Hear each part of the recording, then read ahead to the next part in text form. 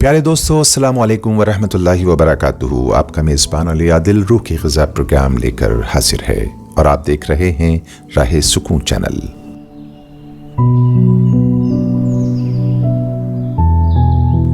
बिस्मिल्लाहिर्रहमानिर्रहीम। हज़रत अबू हुरैरा रज़ियल्लाहु ताला अन्हु फरमाते हैं कि नबी करीम सल्लल्लाहु अलैहि वसल्लम अपनी मजलिस में लोगों के साथ महवे गुफ्तगू थे। इसी बीच एक देहाती शख्स आया और अर्ज़ किया, या रसूलुल्लाह, क़यामत कब आएगी?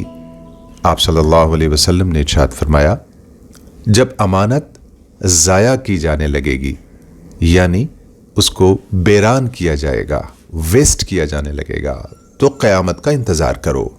इसने कहा, या रसूलुल्लाह, अमानत कैसे ज़ाया की जाएगी? आप सल्लल्लाहु अलैहि वसल्लम ने फरमाया, जब मुआमलात नाअहल लोगों के सुपुर्द किए जाएंगे तो क़यामत के मुंतज़िर रहो। अब दोस्तों, इस हदीस के हम ज़रा मफ़हूम को समझ लेते हैं। देखिए, यहाँ दो अल्फाज बहुत अहम हैं, उन पर हमें गौर करने की ज़रूरत है। पहली चीज़ जो है वो है अमानत, और दूसरा जो लफ्ज़ है वो है नाअहल। यानी जब अमानत नाअहल लोगों के सुपुर्द कर दी जाएगी, यानी नाअहली इतनी बड़ी लानत है दोस्तों, इसकी वजह से अल्लाह के रसूल सल्लल्लाहु अलैहि वसल्लम क़यामत के आने की पेशन गोई फरमा रहे हैं। ज़िंदगी के हर एक शोबे में इसको उठाकर देखें कि नाअहली क्या है और नाअहल कौन है। मिसाल के तौर पर, अगर आपकी क्लास उर्दू की है और उसमें मैथमेटिक्स का एक माहिर टीचर आए और वो उर्दू पढ़ाने लगे, तो अब आप बताइए कि आपका उर्दू की क्लास का फ्यूचर क्या होगा? आप जानते हैं कि वो सब तबाह हो जाएगा। हालांकि उसकी अहलियत में कोई शक नहीं है, लेकिन वो अहल किसके है? वो मैथमेटिक्स पढ़ाने का अहल है, वो मैथमेटिक्स का माहिर है। उर्दू की क्लास का वो ABCD या अलिफ बा नहीं जानता। अब आपकी क्लास एक अमानत थी, लेकिन किसके हाथ में पकड़ा रहे हैं आप? नाअहल के हाथ में पकड़ा रहे हैं। अब इसको जरा इस तरह समझें कि आपका जो वोट, आपका जो सपोर्ट है किसी भी डेमोक्रेटिक कंट्री के अंदर या जमहूरी मुल्क के अंदर, वो एक अमानत होता है। लेकिन जब वो अमानत किसी नाअहल के हाथ में दे दी जाती है, तो फिर नतीजा क्या निकलता है? पूरी दुनिया का सिनेरियो, पूरी दुनिया का पस मंजर आपके सामने है। बात सिर्फ हिंदुस्तान या पाकिस्तान की नहीं है, बल्कि पूरी दुनिया में आप देखेंगे तो इस वक्त हुकूमतें नाअहल लोगों के पास हैं, हालांकि वो अपने अपने फील्ड के माहिर हैं।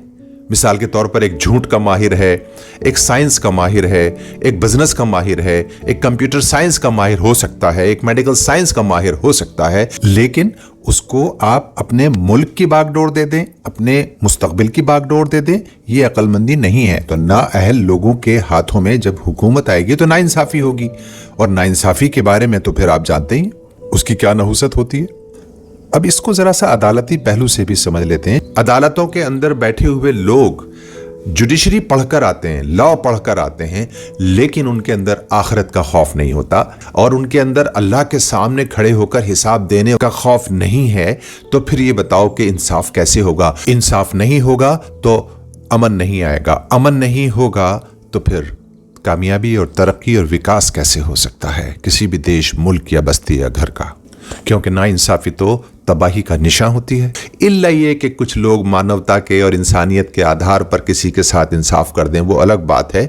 लेकिन आज 90% मामलात जो हैं वो नाअहल जजेस के पास हैं दुनिया के हर मुल्क के अंदर, और वहाँ जो फैसले होते हैं वो जालिम और मजलूम की बुनियाद पर नहीं होते, हक और नाहक की बुनियाद पर नहीं होते, बल्कि वहाँ फैसले सत्ता और विपक्ष की बुनियाद पर होते हैं। वहाँ पर वोट, नोट और सपोर्ट देखकर होते हैं। वहाँ जाति, मजहब, धर्म, पक्ष और लिंग्स देखकर होते हैं। अल्लाह के रसूल सल्लल्लाहु अलैहि वसल्लम की हदीस छोटी थी, लेकिन जब इसका आप मफहूम निकालेंगे तो हर शोबे में ज़िंदगी के आपको कहीं ना कहीं नाअहली दिखाई देगी, जिसकी बुनियाद पर क़यामत का इंतज़ार करना होगा। लिहाजा ज़रूरत इस बात की है कि आप जब भी अपनी ज़िंदगी की कोई अमानत किसी को दें तो ये देख लें कि ये उस अमानत का अहल है या नहीं। दोस्तों, आज की दुआ के मुआविन हैं जनाब सलीम कुरैशी और OS अरब भोपाली साहब।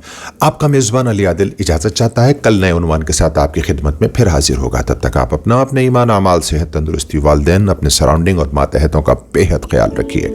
वमा तौफीक़ी इल्ला बिल्लाह। अल्लाह निगहबान।